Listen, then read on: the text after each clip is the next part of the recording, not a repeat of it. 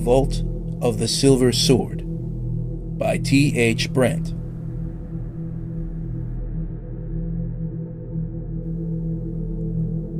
Silently as shadows, the three thieves crept amongst the sentinel trees of the western wood, the pale moon their only light.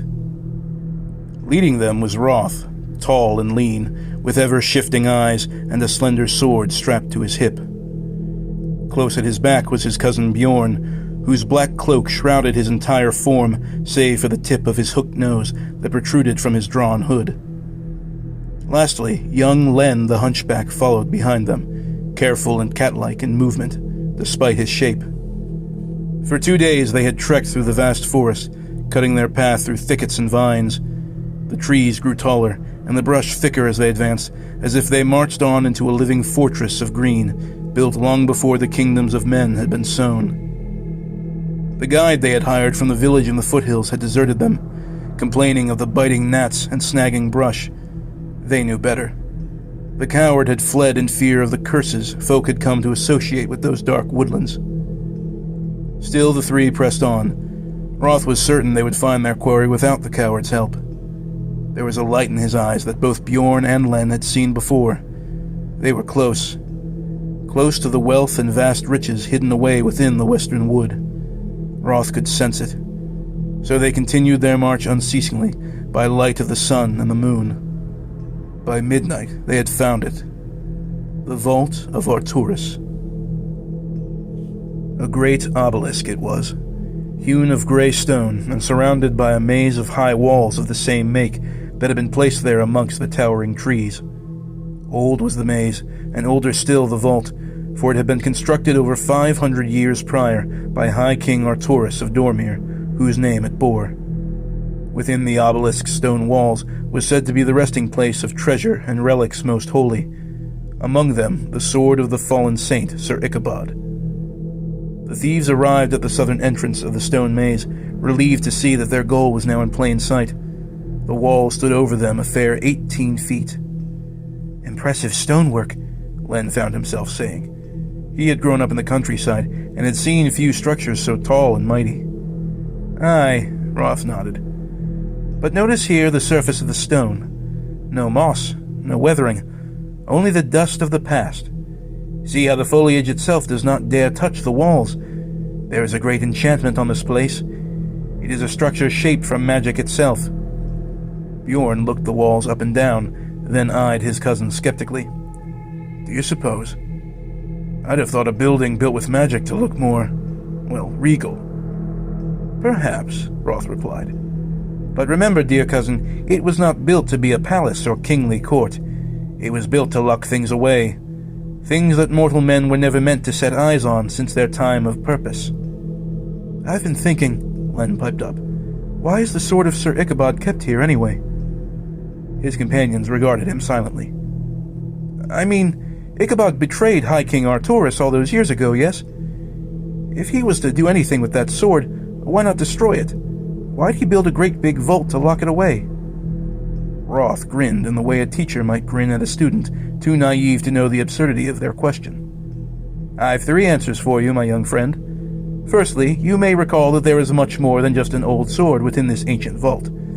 As I said, there are things from ages past that men of our time were not intended to know of or possess. Secondly, the blade of Sir Ichabod is more than just an old sword. It was crafted by the gods themselves." "If you believe the old stories," Bjorn interrupted. Roth ignored him and continued. "It is a relic of divine magic. As you should know, as is the same with these walls, things made from magic are not so easily broken. I suspect Arturus could not have destroyed the blade even if he wanted to. Thirdly, without the ability to destroy it, Arturus would have no choice but to hide it away. A weapon made by the gods, wielded by one of the legendary holy knights. What would have happened if such a blade fell into the hands of one unworthy of its power? There are many a tale told of it, of terrible bolts of lightning that struck whenever Ichabod drew it from its sheath." Bjorn shifted his feet. "Enough of the fairy stories, Roth. We found this blasted place. Let us enter already." The entrance to the maze was an archway cut into the gray stone that kept no door nor locked gate, but opened like a great mouth leading into an ink-like darkness on the other side. Roth lit a torch and held it aloft before him as they approached. Around this arch were carved the stone wall's only adornments, images of figures and monsters of many shapes, symbols archaic and mystical, used by none but the wizards of Castor in their far-off towers. At the peak of the arch was a line of text engraved with letters that few still read. Roth examined the engravings carefully in his flickering torchlight. "It's a warning," he announced to his companions. "Written in the common tongue, yet in the script of old Dormirian." "Warning?" Len suddenly felt a lump rise in his throat. "What does it say?" "Who cares?" Bjorn grumbled. "Let's get going. Quickly now." Roth held up his hand, eyes still focused on the words above. "Patience, cousin. May I remind you that we do not seek to plunder a market stall or noble house. Doubtless there are dangers within these walls, traps waiting to be sprung on those unwary. I have heard many tales of this vault, but truest among them is that no man entered since Arturus' time who ever returned. Best if we know something of what to expect going forward." He cleared his throat and lifted his torch toward the old lettering as he translated. "Beyond thee lieth traitor's blade. Upon this ground no footsteps bade. For if thine trespass unworthy be, the lindworm's maw awaiteth thee." Len looked at his friend. "What is a lindworm?" Roth chuckled darkly. "A mighty beast. A creature said to have been tamed by the holy knights. I've read that when the vault was built, the High King could think of no better guard dog to patrol the maze." Bjorn rolled his eyes. "Obviously it's a tall tale meant to scare off common folk. One of the so-called curses of the Western Wood. Pay it no mind, boy." For a moment, a look of contemplation crossed Roth's face. If he had any say left in the matter, he chose not to speak it, and instead stepped into the blackness of the maze's archway. The other two men followed, Roth's torchlight leading them.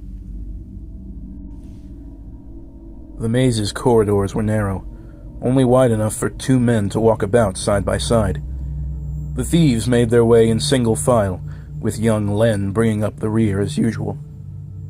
He had taken many jobs with the cousins before, mostly cat burglaries and the like. Each time, they had made the hunched little man watch their backs. Roth always explained to him that he was their staunch defender, but Len knew better. The cousins considered him little more than a distraction for anyone who caught them from behind.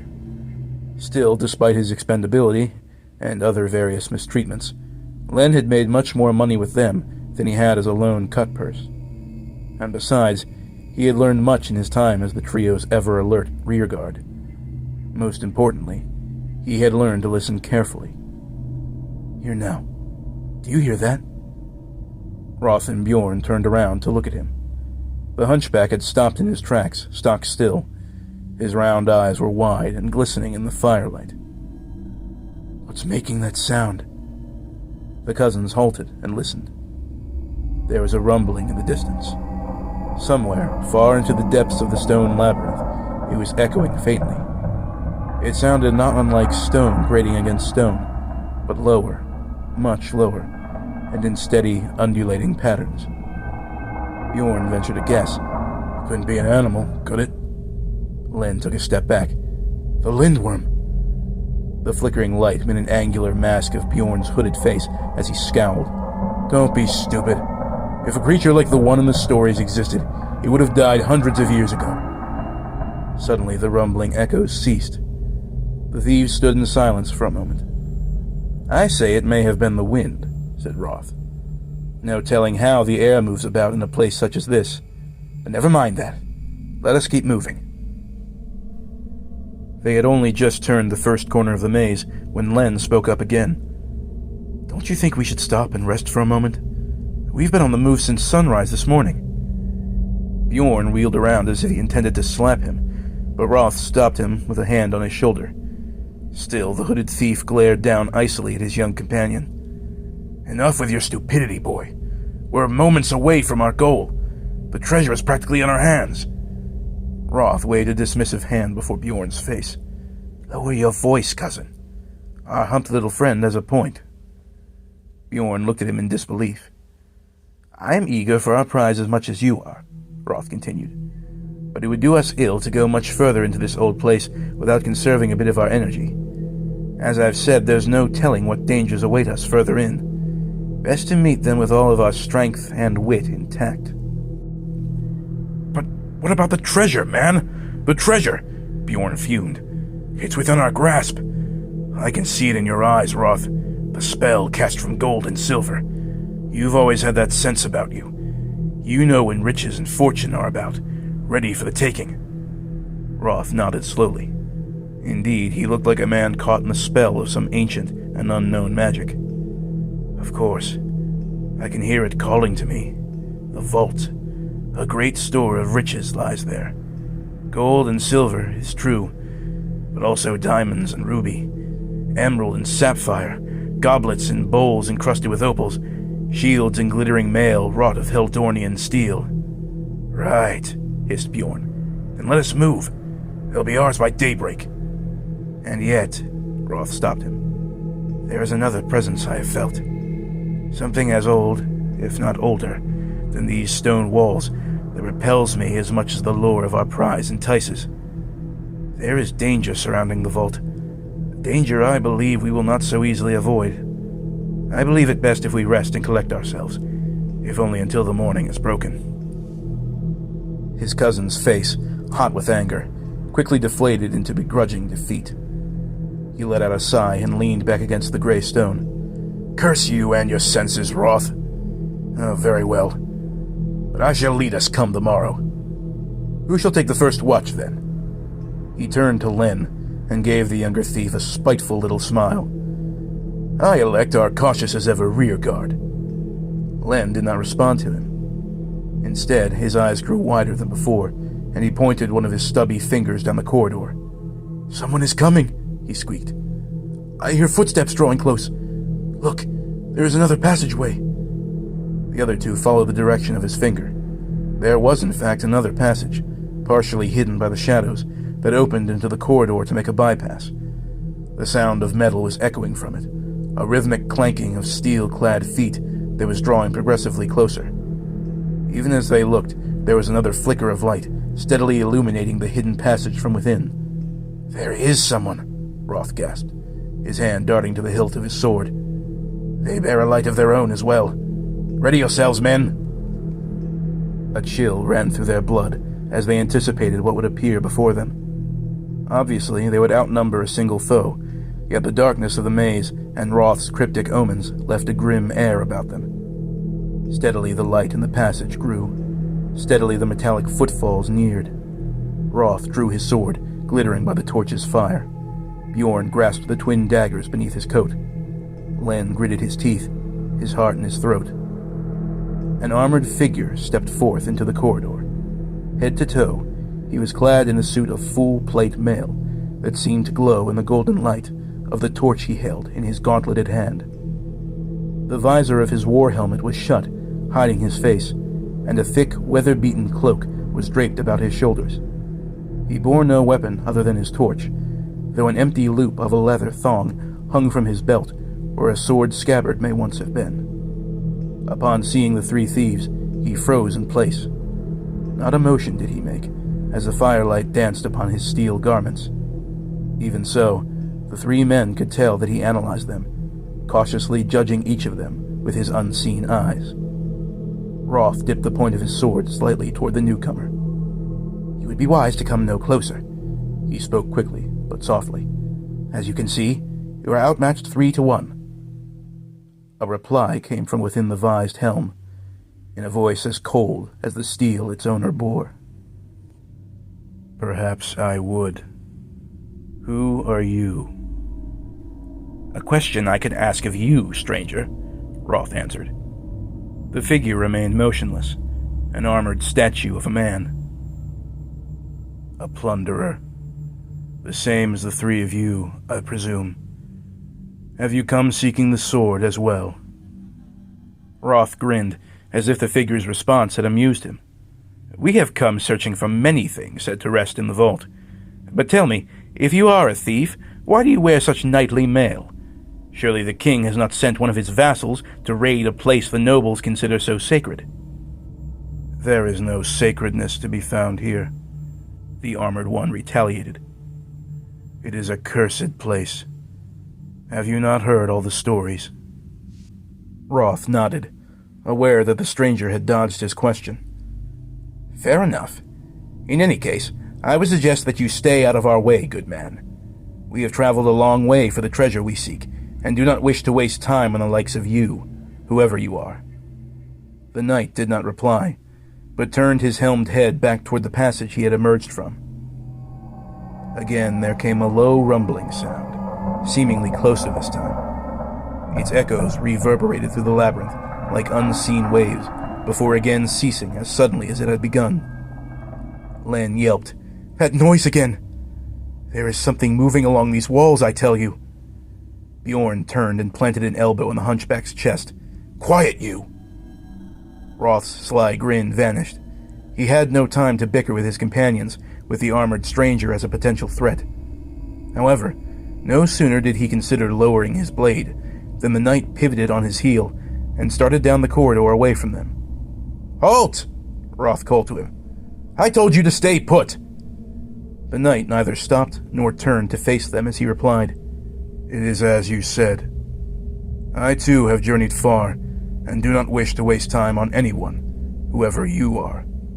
Besides, your squeaking little friend is right. Something moves amongst the stones of this place. I do not intend to meet it again. Again? Len squeaked, and abruptly pushed past his companions toward the knight, much to their disdain. You've seen what's making that sound? Is it the lindworm the warning spoke of? On the knight walked, his metallic footsteps growing faster as he left the three thieves behind him. I recall no warning, he said through the muffle of his steel. But if that is the name of the unsightly creature that slithers through this maze, then likely so.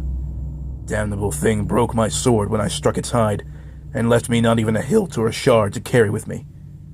I must move quickly now, if I'm to avoid losing anything else of mine. You'd be wise to do the same. Len swallowed the lump in his throat and plodded after the armored figure, uncaring of where he would lead him, so long as it was not toward the thing that made those awful grating sounds. You little fool! Bjorn yelled, and hurried after him. Bah, fools both of you! Roth spat. Sheathing his sword, he followed nervously behind.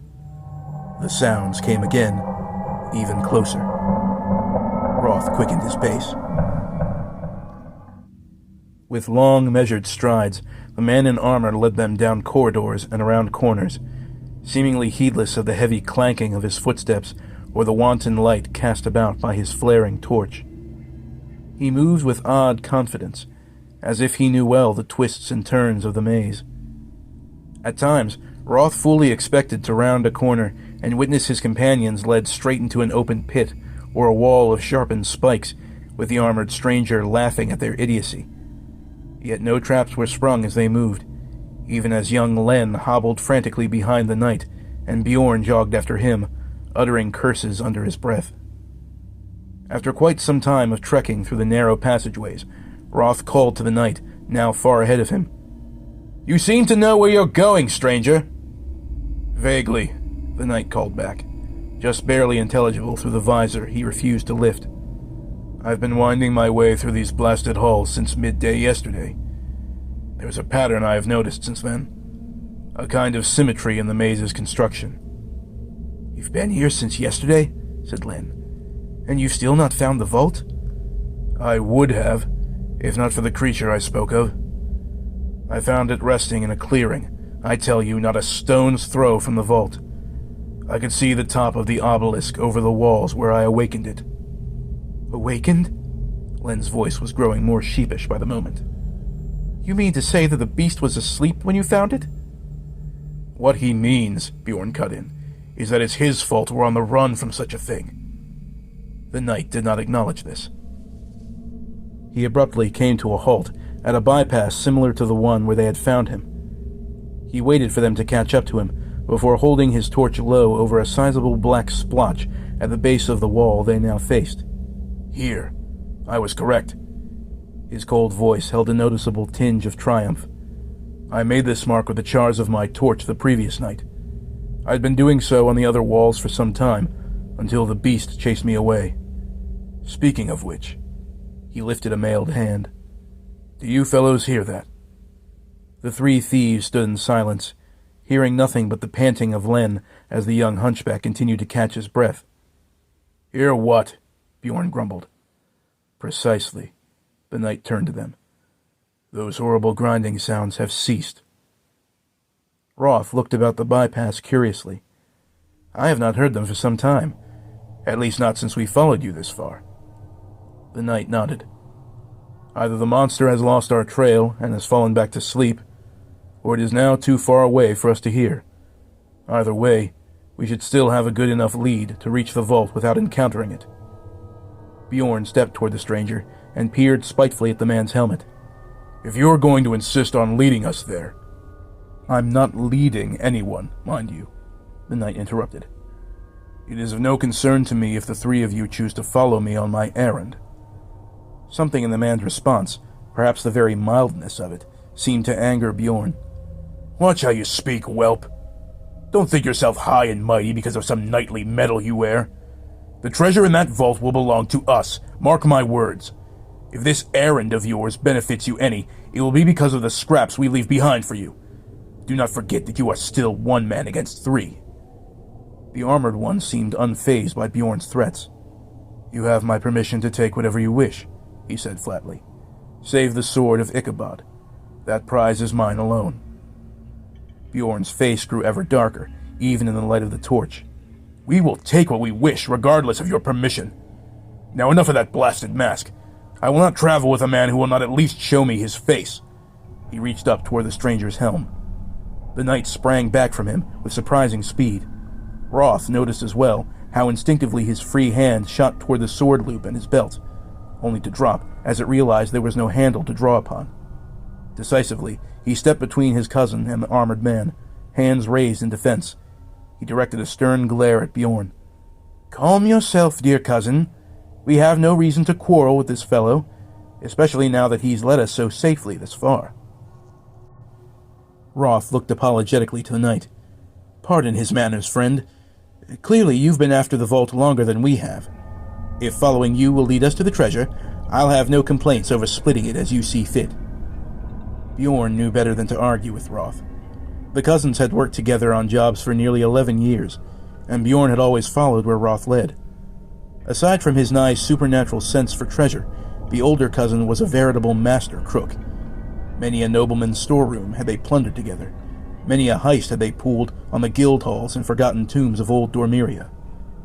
Roth had never failed him before, so he held his tongue and stepped away from the man in steel. There now, Roth's smile returned easily. If there is no further ill will, then lead on, stranger. Len crept up, still breathing deeply, and placed a hand on Roth's shoulder. Let's not. Not for a while, Roth. He wiped his nose on the back of his sleeve, cringing and blubbering. Can we get some rest first? My legs are growing weaker by the second. Just a few moments, please. Bjorn would have smacked him again if Roth had not shot him another warning glance. The knight seemed to regard the hunchback curiously. Very well. We've gained enough ground on the creature to warrant a respite. Sleep if you wish, though not for long. Roth nodded to his companions. Not for long, no. But sleep indeed sounds enticing after our journey. I shall take first watch, my friends. No need. The knight had somehow stridden to his side without his notice. I will keep watch for you, and wake you when I see fit for us to move again. Only then did Roth truly realize the armored man's stature. He stood about a head taller than Roth, and the knightly metal that clothed him added a sense of weight and solidity to his outer form. It was as if, much like the stone maze in which they wandered, that the knight himself was a structure of ancient wonder, huge and ominous as any obelisk. A shiver crept up the thief's back, and he swiftly withdrew from the figure's presence to converse privately with his comrades. They rested together a few yards down the corridor, while their armored lookout stood at the center of the intersection, still holding his blazing torch aloft. Len had taken a tattered blanket from his rucksack and was partially bundled against the wall. Roth sat beside him, his sword unbuckled from his belt and resting sheathed on his lap. Bjorn still stood a few feet from them, eyes glaring resentfully at the night. "Won't you rest yourself, Bjorn?" Len yawned. "Even you have to be tired after all the work we've done lately." The big-nosed thief made no reply. "He doesn't trust our new friend," Roth whispered. "He clearly doesn't relish the thought of sharing our treasure with him either." Len wrapped his blanket tighter and blinked sleepily. "Why not? This knight, or whoever he is, was here before us. Who cares if he takes some dusty old sword, so long as we get the rest of the loot? Besides, he's been a good help so far." "You think so, do you?" Roth eyed the hunchback coolly. "Well, sure. If he hadn't gotten us this far into the maze, that lindworm thing might have found us by now." "Perhaps. But think for a moment, boy. You've been in this business with us long enough to know that no good deed goes unpunished, and no thief worth his salt offers to help another without a trick or two up his sleeve." Len fought the urge to doze off for just a bit longer. "What are you saying, then?" "What I'm saying is that our mysterious new friend may have a surprise for us once we reach the vault. He may try to attack us, as stupid as that would be, once he's claimed his prize, or he may even sacrifice us to that monster to save his own skin. Whatever the case, I don't trust him any more than Bjorn does, and we should be ready to get rid of him if the time comes. Besides..."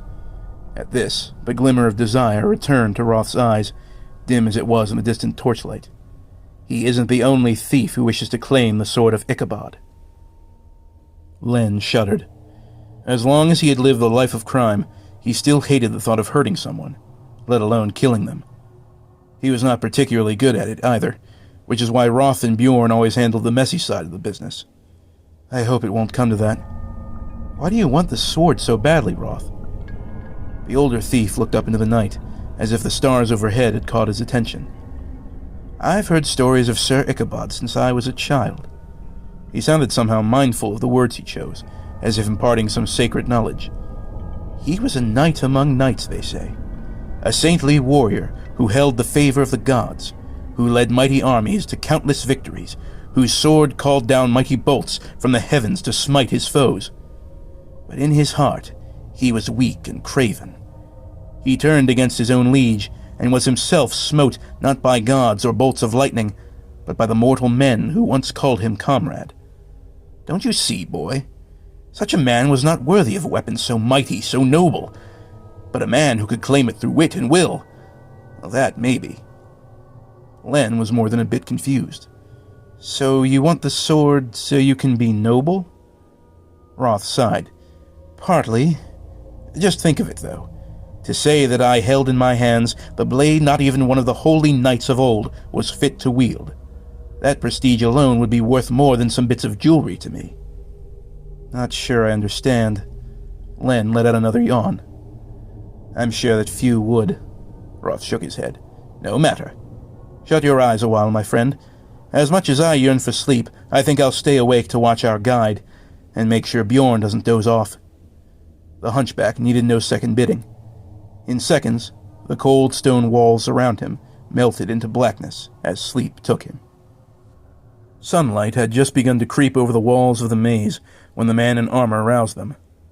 Now splashed with orange dawn, the gray stone seemed a bit less foreboding.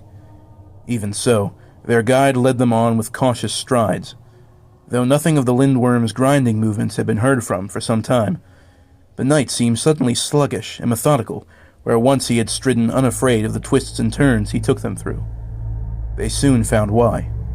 For several turns, they had seen ashen marks on the walls wherever a passage ended, same as the mark that he had led them to the night before. After passing through a four-way intersection, they arrived in a large, squarish space where no walls had been erected. Neither grass or vegetation of any sort could be seen within. Instead, the ground was tampered down smooth, with a huge indentation in the center of the clearing, as if something great and heavy had once rested there, but had recently been moved. Two separate passageways branched off at the other end of the clearing.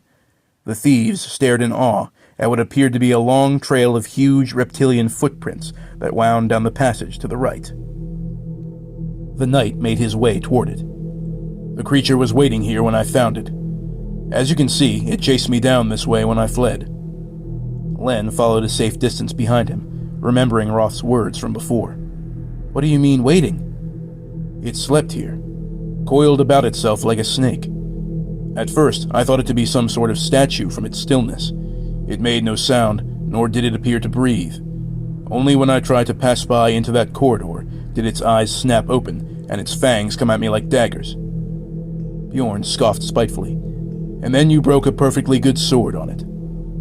The helmeted head turned to him, though the visor shielded any glare that may have been sent his way. "Once I reach the vault, I'll have a blade that shan't break so easily.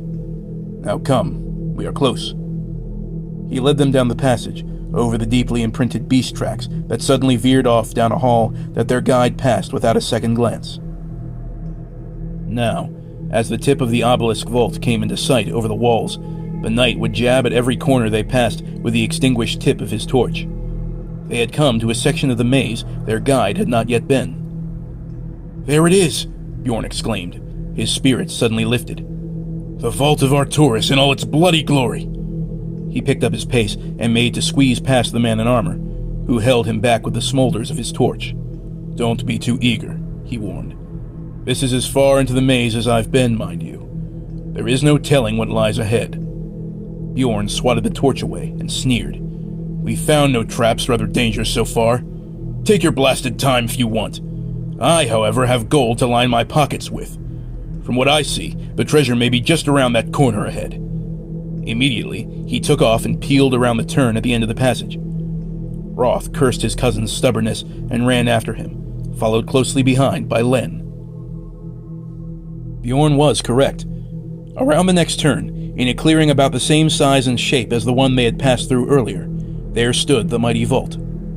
It stabbed upward into the morning sky like a massive blade of obsidian, smooth and featureless like the maze, save for a small window halfway up each of the obelisk's 4 walls.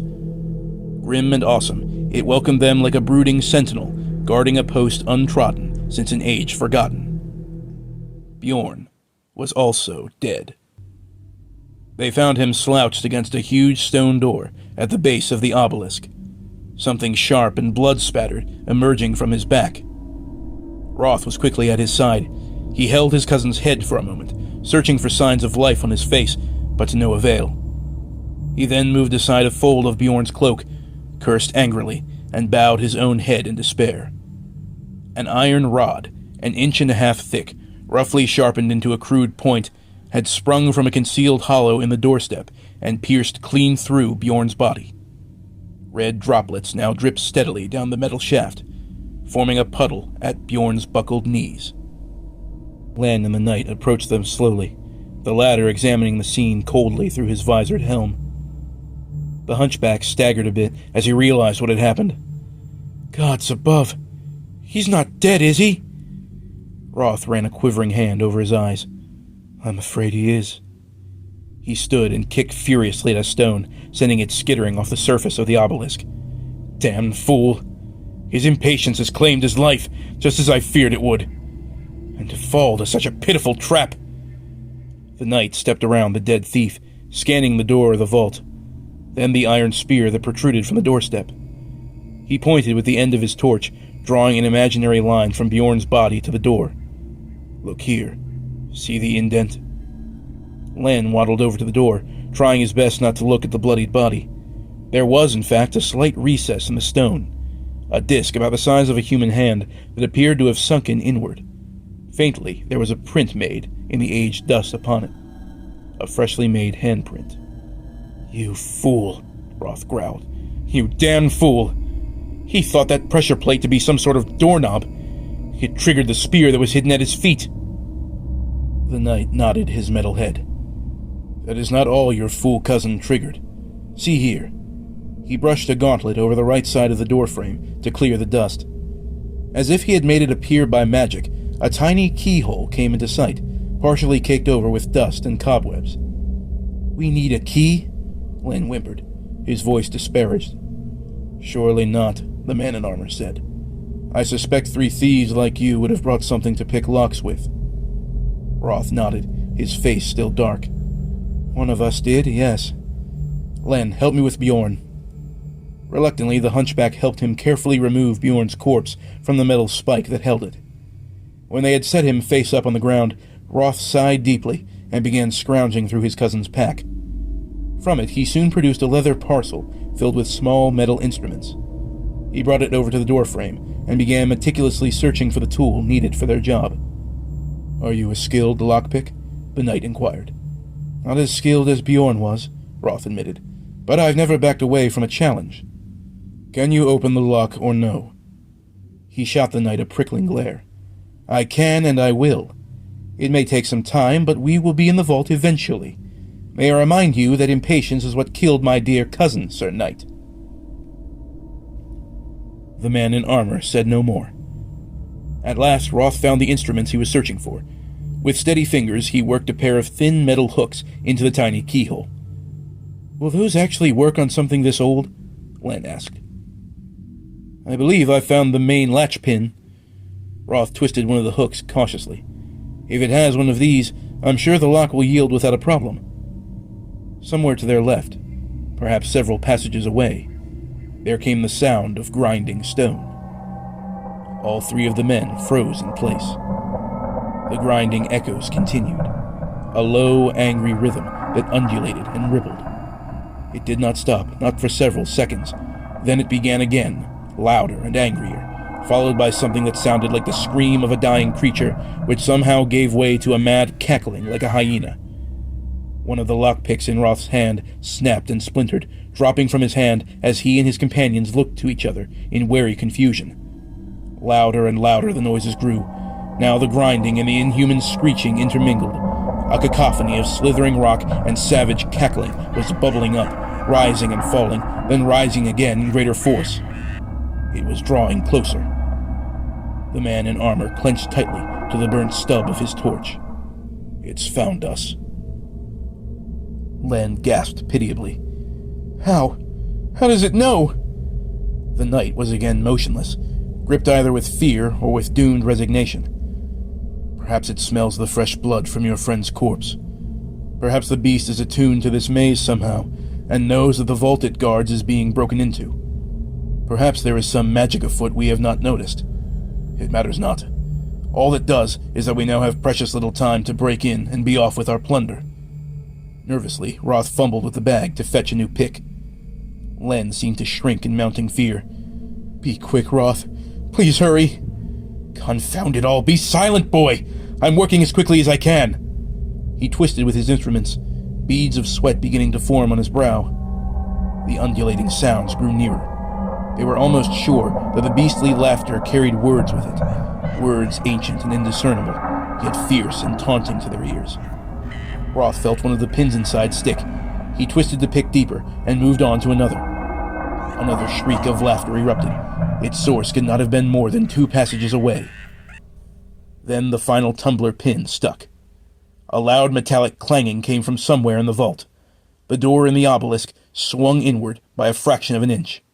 Wasting no time, the man in armor threw his weight against it, shoving open the stone entryway. "Get in!" It seemed to be a command rather than a suggestion. Still, the 2 thieves needed no further suggesting. Len dashed inside eagerly, followed by Roth. The knight stepped in after them and shoved the stone door back into place, shielding their ears from the cacophonic rapture that approached them. The interior of the vault was simply a large square chamber, with a ceiling that extended far, far above their heads, nearly as high as the blade-like zenith outside. There were no braziers or wall sconces to set alight. The only sources of illumination were the 4 windows that filtered in just enough sunlight, enough to see the bountiful hoard that lay before them. Roth's gold lust had not deceived him. Stone tables lined the 4 walls, heaped with chests and lockboxes encrusted with gems. There among them lay piles of gold and silver chains, rings and bracelets that glittered with diamonds, goblets and flagons hewn of ivory and rune-engraved wood, and loose jewels scattered in between, ruby, sapphire, emerald, opal, pearl, and amethyst. Wooden racks stood beside these tables, displaying blades, shields, and decorated helms forged by master craftsmen long since dead.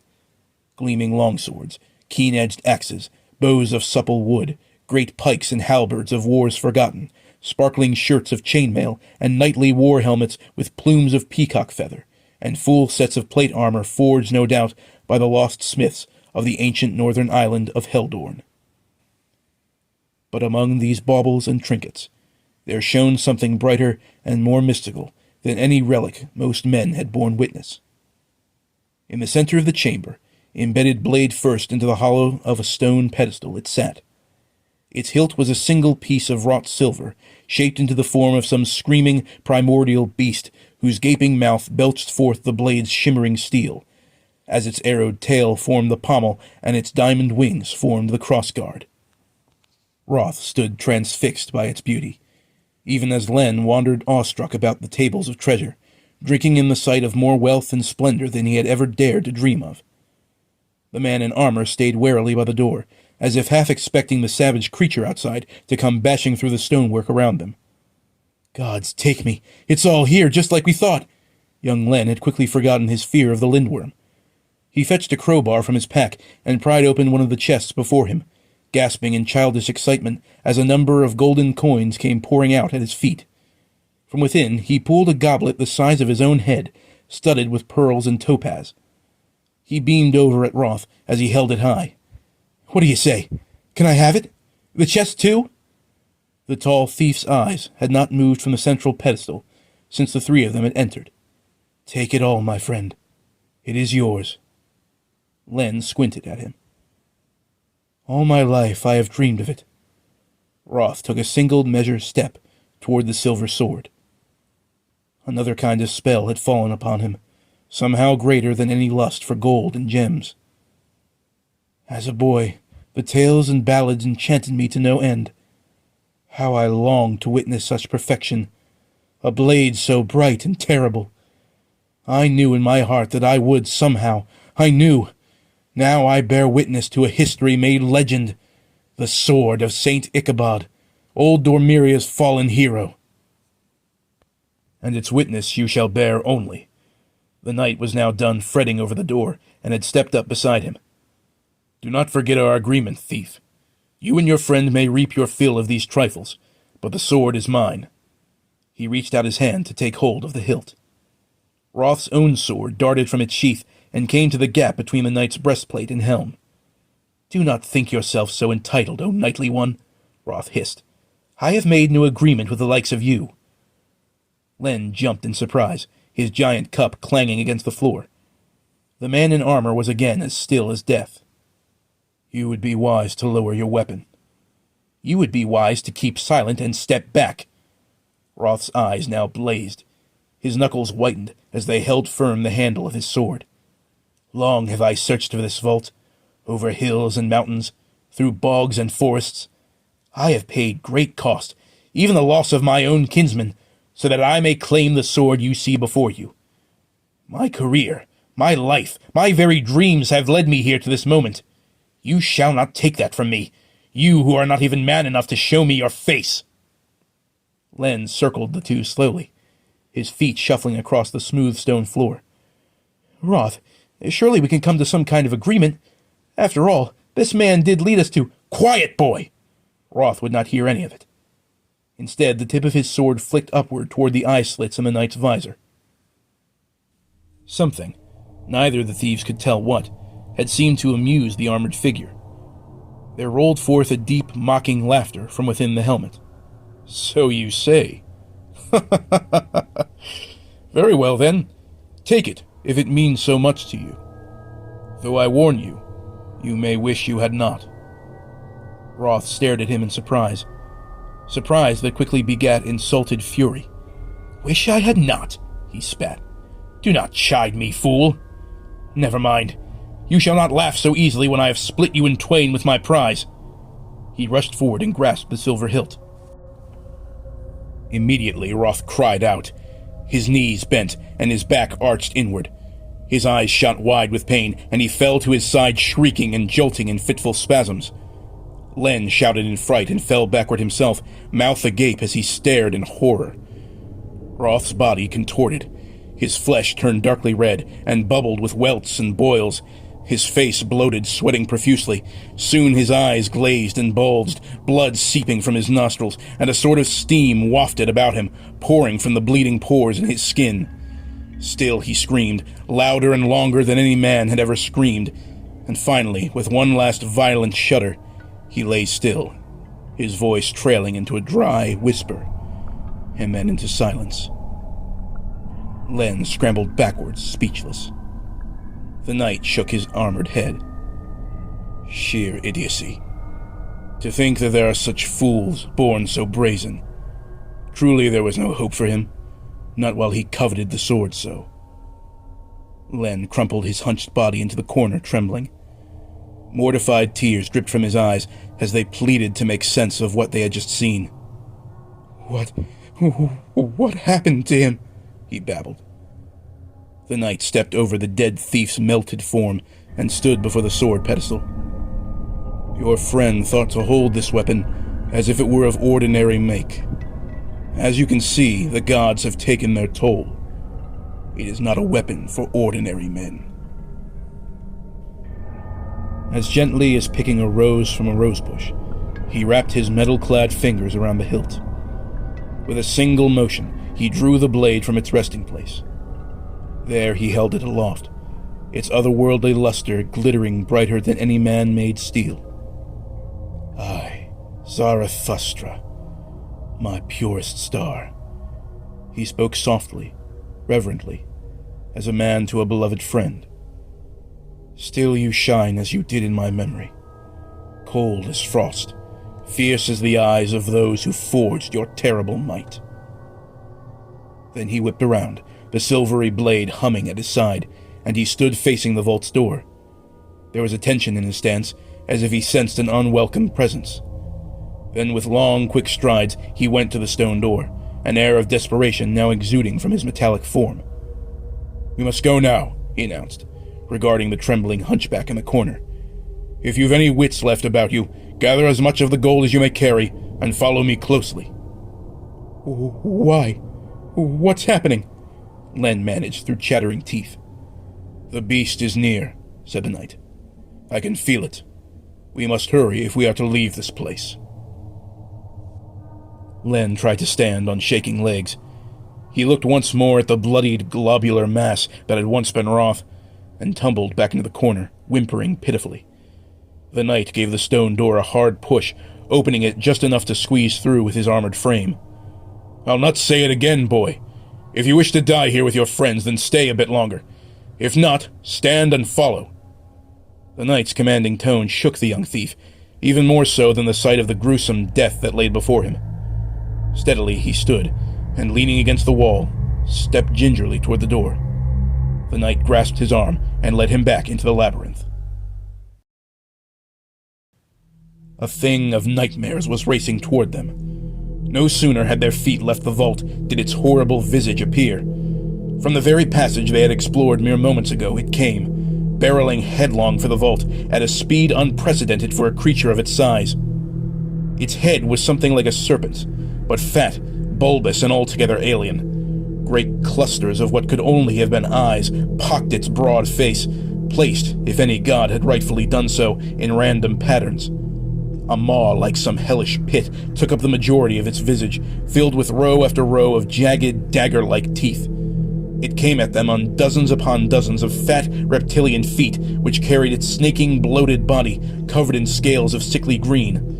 All the while, its ear-grating sneers and laughter blasted forth as a roar of eldritch fury. The knight let out a shocked cry, just as the huge, slithering beast clasped its awful jaws around him. Len screamed and dove for the vault's doorstep. He curled himself into a ball as he landed against the dirt floor. The moment before he shut his eyes, he witnessed the lindworm toss back its massive head, jostling the armored figure about like a dog with a scrap of steak. He heard the knight grunt and shout in pain as his armor clanked and crunched against the monster's fangs. Then there was another scream, something primal and inhuman. Something heavy struck the ground beside Len. Something else, cold and hard, bounced off his shoulder and skittered a few feet away from him. Len looked. The object that hit him had been the knight's steel helmet.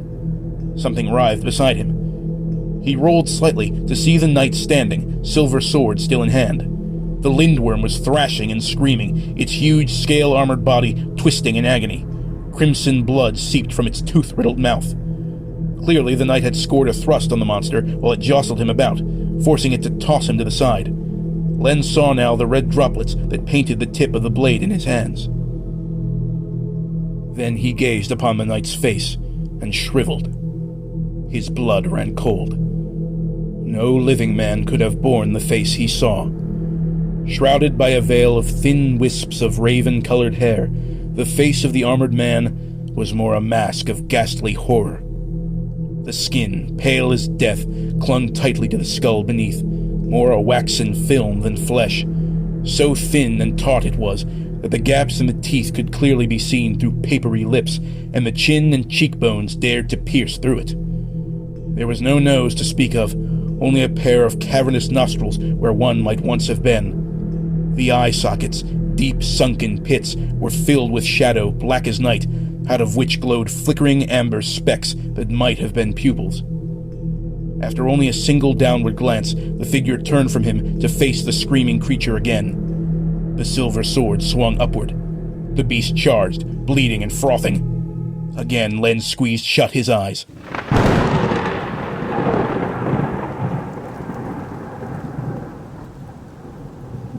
First there was a thunderous boom, near deafening to the ears. What followed was a bright flash, bright enough to see through his straining eyelids, then a searing heat of some unknown source, a great wave of fire that exploded forth, only to disappear in an instant. Then there was a great wind which sent the helpless hunchback sprawling through the dirt until he struck one of the stone walls with enough force to take away his breath. Then silence. How long Len lay mortified against the stone wall, he could not say. What could have possibly been a moment felt like an hour, as he closed his eyes and waited for death to claim him. Surely it would. What else could explain the horrors he had witnessed that day? Soon, whether by the lindworm's monstrous maw or the deathly knight's glittering sword, he knew that any second that passed might have been his last. But still he lay trembling, huddled in the darkness of his own fear. Then there came to his nose a strange scent, something of blasted earth and scorched flesh. He pinched shut his nose and clung ever tighter to himself. Another moment passed. Another. Death was not coming. There was a stillness around him, he felt. Slowly and painfully he dared to open his eyes. The man in armor was gone. The lindworm remained, though not as it was before. A ruin had been made of the creature's face. From its gaping maw upward, there stretched a grisly gash that bisected its grotesque features like a canyon of shredded flesh. The skin and scales around its wound were charred black, as if whatever had split it had burned the surface as it cut. Its clusters of dark eyes bubbled and seeped, reduced to black molten ooze. A sea of dark blood was forming beneath its motionless form. Len stared transfixed, astonished at what he saw before him. Tears of confused terror welled in his eyes and quickly streaked down his paling face. With one last pathetic whimper, he rolled back onto his side and wept.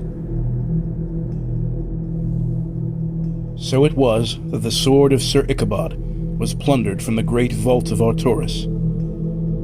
Quickly word spread throughout the foothills bordering the western wood, and eventually throughout all of Dormir.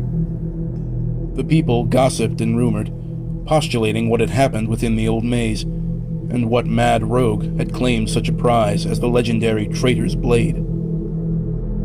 There were some, of course, who whispered dark, unthinkable things. Some who proposed that the sword had been reclaimed.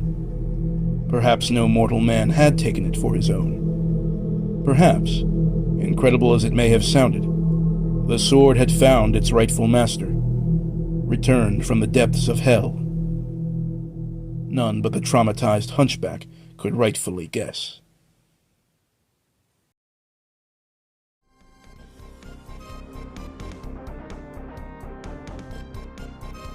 Hi there, I'm Tim, also known as T.H. Brandt from Secret Fire Books. I wanted to say thank you for listening along, and that I hope you enjoyed this audio recording. If you're interested, this story, and a few others like it, can be found in my first book, Salamander Shall Kindle, Tales of Mayhem and Magic, which I first published independently back in 2020. It and its sequel, The Scarlet Down, can be found on the Amazon Marketplace, as well as other major online retailers.